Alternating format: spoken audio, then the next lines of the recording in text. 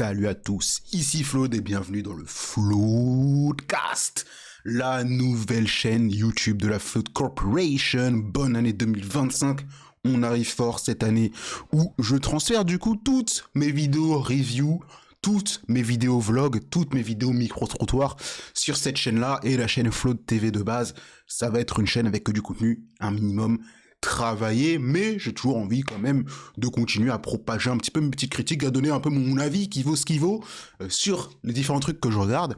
Et aujourd'hui, on se retrouve donc pour parler de l'animé de la saison, à ce qui paraît, hein. Comme ça va me permettre de me remettre un peu dans ce délire-là des animés, de la japanimation.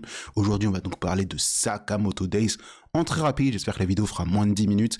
Et en fait, Sakamoto Days, alors à l'époque, je crois, le manga, il est sorti il y a 2-3 ans. Ça a fait un ravage sur Twitter.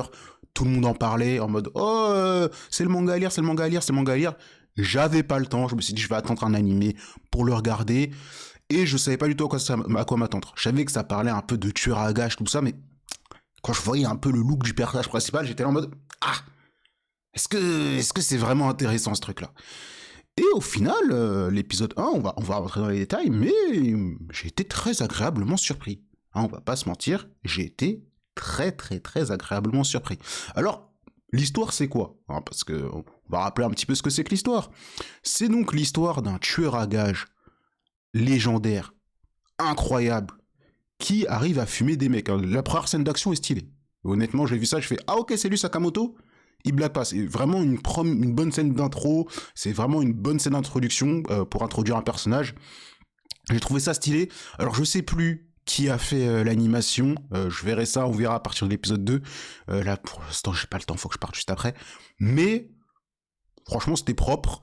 Je vois qu'il fume des gens avec un peu tout ce qu'il a sous la main. Hein. Il les fume avec des guns, avec des couteaux, avec des cordes, avec des katanas. Et ça c'était cool. Et je me suis dit, attends, quand j'ai vu les visuels du manga là, c'était pas lui Sakamoto. Pourquoi il y a un mec comme ça? Qu'est-ce qui se passe? Genre ça va être un anime stylé sur un mec tueur à gages et puis peut-être qu'il va s'adoucir au fur et à mesure. Et non, en fait, bon, l'histoire c'est que il s'est adouci dès le début. On voit qu'il rencontre une femme, du coup, qui tombe amoureux d'elle, il fait des enfants, il grossit tout ça. Et je me dis, ok, le pitch de base est plutôt cool. Un petit retraité là, un petit assassin retraité.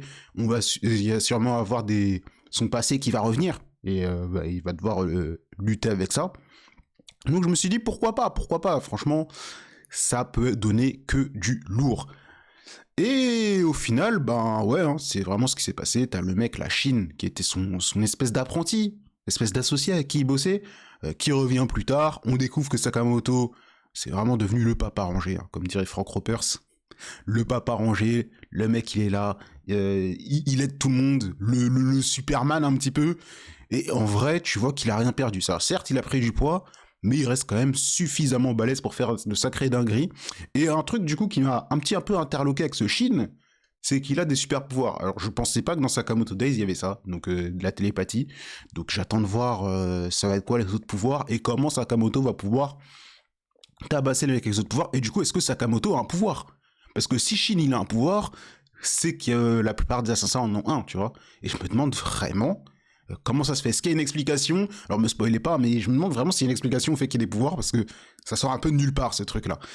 Mais au final, c'est plutôt cool. Autre chose que j'ai bien aimé, c'est bien évidemment les personnages. Hein, Sakamoto, dans son caractère. Personnage qui parle pas. Au départ, je me suis dit, attends, limite, il est muet.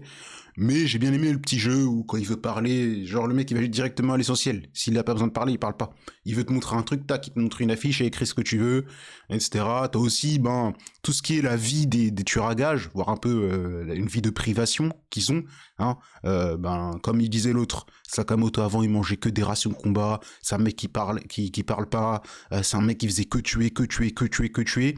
Et il y a la petite scène qui est une scène qui est censée être un peu rigolote, mais qui pour moi raconte quelque chose, qui en dit un peu plus que ce que l'on pensait. C'est la scène où Shin il graille. Tu vois, genre il mange un petit truc, il mange une petite boulette, un petit gyoza, un petit jiaozi, et tu vois que limite il pleure sur le poulet. En fait, c'est une petite scène qui montre un peu le côté un peu privation des tueurs à gages et vraiment les choses qui sont vraiment importantes dans la vie et les raisons pour lesquelles Sakamoto il a décidé d'arrêter ce délire de tueur à gages. J'ai bien aimé le fait aussi que Sakamoto, à la fin, il a des chines. Alors, au début, par contre, je me suis dit, c'est bizarre. Parce que j'ai vu, il a juste pris un taser. Je me suis dit, ok, donc Sakamoto, c'est un mec qui va arrêter de tuer. Parce que je vois, il prend un taser. Déjà, il a épargné Shin. Alors bon, peut-être qu'on va dire qu'il a épargné parce que c'était son pote. Mais quand il a pris son taser, je me suis dit, attends, donc il va pas les tuer, il va juste tous les neutraliser, tous leur mettre des patates et tout. Au départ, je voyais ça. Et puis quand il y avait les trois chefs, là, il a commencé à sortir les couteaux. Hein, il a commencé à sortir les ustensiles. Il a commencé à leur faire du sale. Eux, ils sont morts, on est d'accord. Hein. Donc dites-moi, là par contre, vous pouvez me le dire dans les commentaires si des gens le verront, parce que c'est la première vidéo de la chaîne, donc je pense pas que grand monde verra la vidéo. Mais n'hésite pas à me dire si Sakamoto, du coup, il a décidé de tuer ou pas. Parce que pour moi, à partir du moment où tu vois tout son arsenal, d'ailleurs, c'est incroyable. Hein. Je sais pas, bon, à mon avis, quand t'es tueur à gage, tu t'es fait pas mal de bif, mais comme il a aménagé son truc, est-ce que sa famille est au courant? Ben non, du coup. J'ai l'impression que sa famille n'est pas du tout au courant de son taf, vu les pensées qu'il donne à la fin à Chine. Mais comment il a réussi à aménager toutes ses armes et qu'au final, ils prennent un truc non létal, entre guillemets, mais qu'au final, il tue des gens. Donc voir ce que ça raconte, voir ce qui va se passer.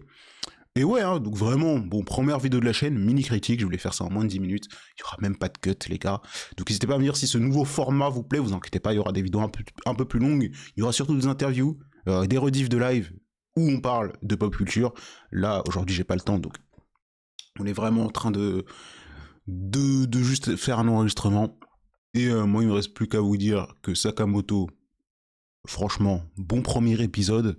Alors il y a des gens qui s'attendaient un petit peu à l'animation parce qu'à ce qui paraît le sujet d'animation il traite pas très bien, ça collerait pas avec le découpage du manga de base.